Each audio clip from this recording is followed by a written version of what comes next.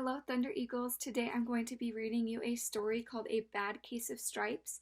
It is written by David Shannon and it's one of my absolute favorite books, so I hope you enjoy it too, alright?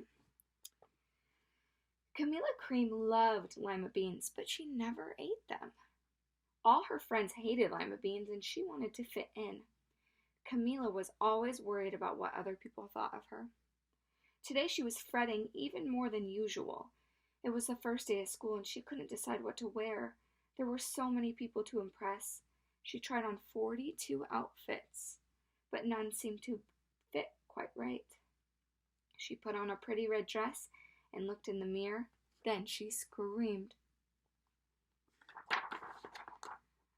Her mother ran into the room and she screamed too. "Oh my heavens," she cried, "you're completely covered with stripes." This was certainly true. Camilla was striped from head to toe. She looked like a rainbow. Mrs. Crane felt Camilla's forehead. "Do you feel all right?"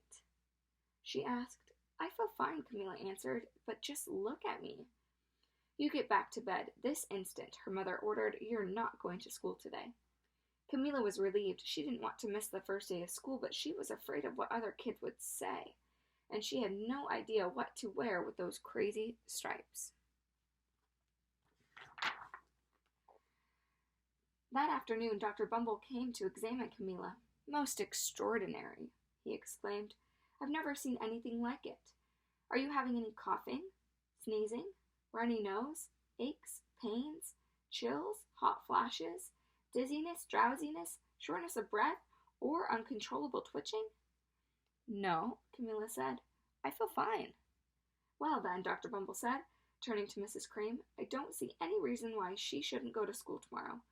Here's some ointment that should help clear up those stripes in a few days. If it doesn't, you know where to reach me," and off he went.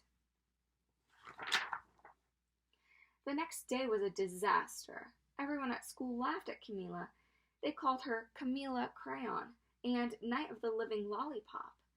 She tried her best to act as if everything were normal, but when the class said the Pledge of Allegiance, her stripes turned red, white, and blue, and she broke out in stars. The other kids thought this was great. One yelled out, "Let's see some purple polka dots." Sure enough, Camilla turned all purple polka dotty.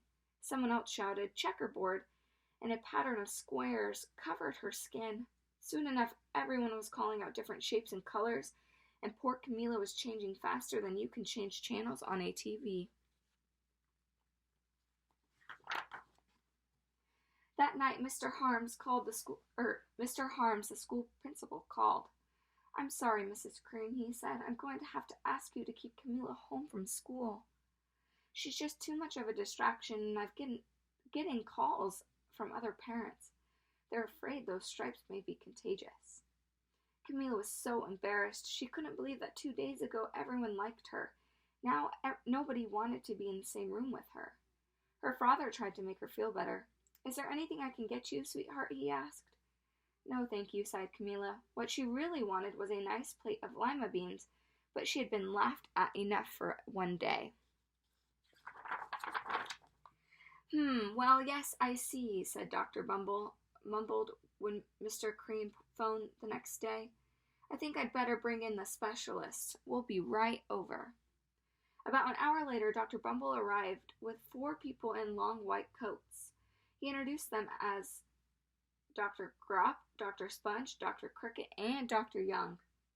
Then the specialist went to work on Camilla. They squeezed and jabbed, tapped and tested. It was very uncomfortable.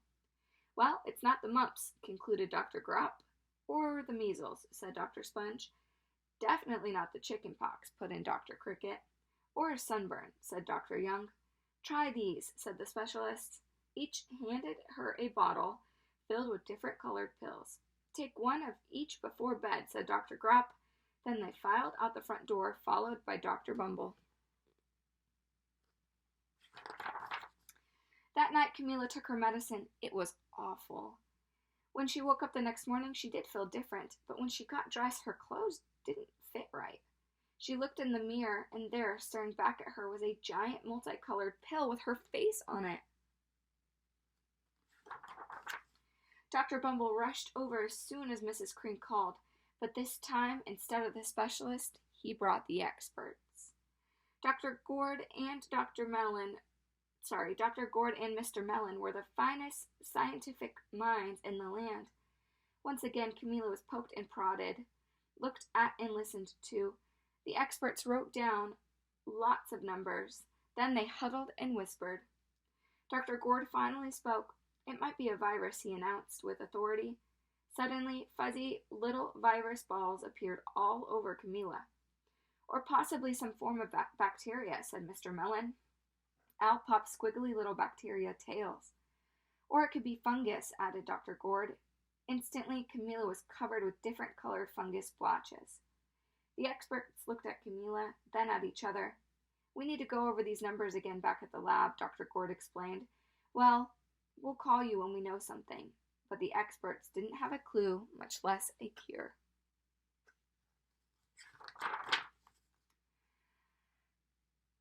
By now, the TV news had found out about Camilla. Reporters from every channel were outside her house, telling the story of the bizarre case of the incredible changing kid. Soon a huge crowd was camped out on the front lawn. The Creams were swamped with all kinds of remedies from psychologists, allergists, herbalists, nutritionists, psychics, an old medicine man, a guru, and even a veterinarian. Each so-called cure only added to poor Camilla's strange appearance until it was hard to even recognize her. She sprouted roots and berries and crystals and feathers and a long furry tail, but nothing worked.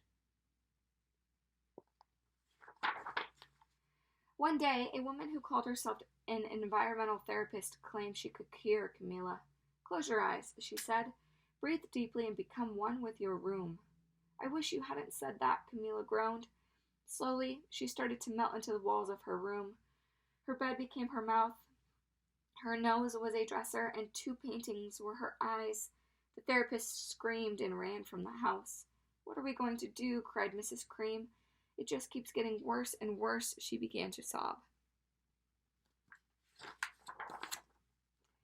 At that moment, Mr. Cream heard a quiet little knock at the front door. He opened it, and there stood an old woman who was just as plump and sweet as a strawberry. Excuse me, she said brightly, but I think I can help. She went into Camilla's room and looked around. My goodness, she said with a shake of her head. What we have here is a bad case of stripes.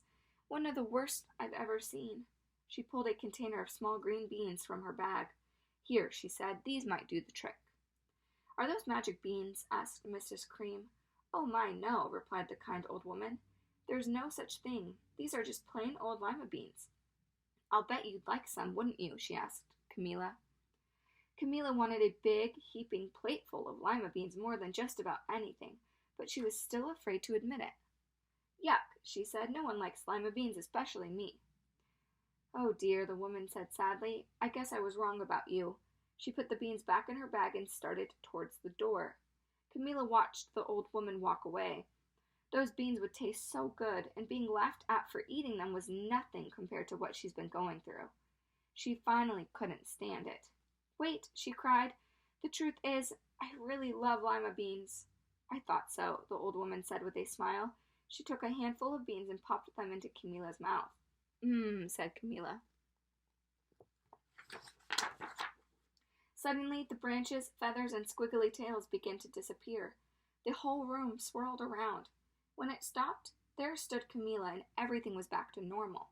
I'm cured, she shouted. Yes, said the woman. I knew the real you was in there somewhere. She patted Camilla on the head. Then she went outside and vanished into the crowd. Afterward, Camilla wasn't quite the same.